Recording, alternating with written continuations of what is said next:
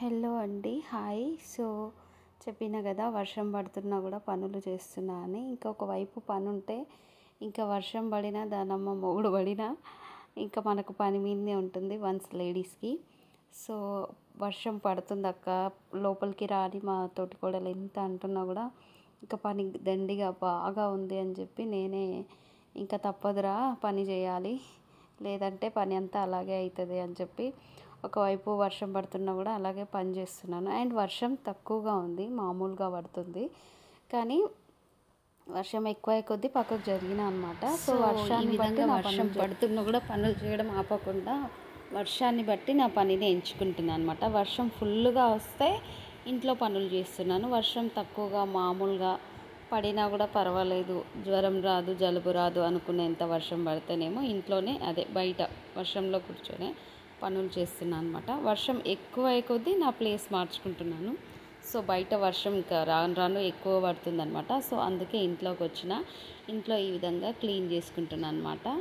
ఇంకా నీట్గా ఇంకా బియ్యం సంచులు తీసేంత శక్తి నాలో లేదు కాబట్టి ఆ సంచులను అలాగే పెట్టి ఆ సందులలో మొత్తం క్లీన్ చేసి చీపిరి కట్టతోటి దులిపి ఇంక ఈ విధంగా గోడల్ని తుడుస్తున్నాను. డ్రెస్సింగ్ టేబుల్ ముందుకు జరిపి గోడలు, సెల్ఫ్లు, సబ్జలు అన్నీ అయిపోతున్నాయి. ఒక్కొక్క పోర్షన్ అంతా క్లీన్ చేస్తున్నాను అనమాట.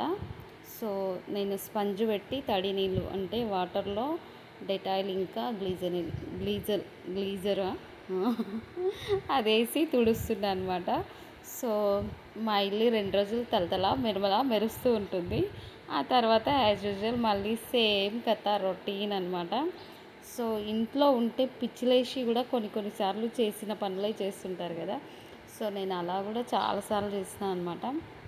అండ్ చూడండి ఎంత కష్టపడుతున్నానో నేను. నాకు నేనే క్రెడిట్ ఇచ్చుకోవాలి, తప్పదు. ఇంకా అది 2-3 డేస్ మాత్రమే మంచిగా ఉంటుంది. మళ్ళీ సేమ్ ఏంది పిల్ల ఇంట్లోనే కదా ఉంటుంది, మంచిగా పెట్టుకోవచ్చు కదా, నీట్గా సర్దుకోవచ్చు కదా అనేంతలా కూడా తయారవుతుంది. కానీ ఏం చేస్తాం, ఇంట్లో ఉన్న పాపానికి చేసిన పని మళ్ళీ మళ్ళీ చేస్తూ ఉండాలన్నమాట. సో మీరు కూడా ఈ విధంగానే చేస్తూ ఉంటారా, లేదా ఒకసారి చేస్తే ఎక్కడ పని అక్కడ సెట్ అయిపోతుందా నాకు కామెంట్లో చెప్పండి. అండ్ సో ఫైనల్గా నా ఇల్లు ఈ విధంగా సర్దుకున్నాను, ఉన్నంతలా వచ్చినంతలా. అండ్ చెప్పాలంటే చాలా రిస్కే, కానీ తప్పదు కదా, చేయాలి.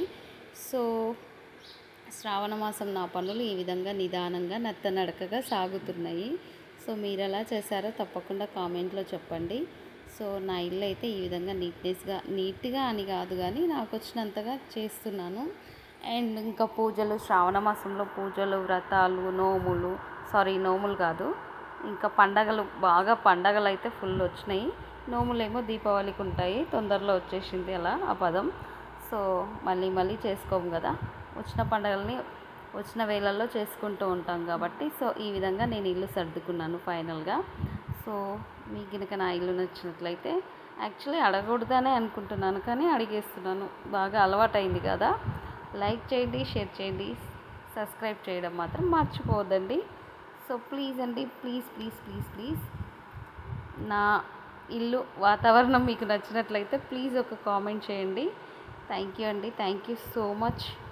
మీరు సపోర్ట్ చేసినా చేయకపోయినా నా వీడియోస్ మాత్రం ఆపను, ఎందుకంటే నాకు ఇవి నా ఫ్యూచర్లో నాకు పనికొస్తాయని నేను అనుకుంటున్నాను. నా పిల్లలు, నా కొడుకులు, నా కోడళ్ళు, ఇంకెవరైనా చూసుకోవడానికి అదనమాట.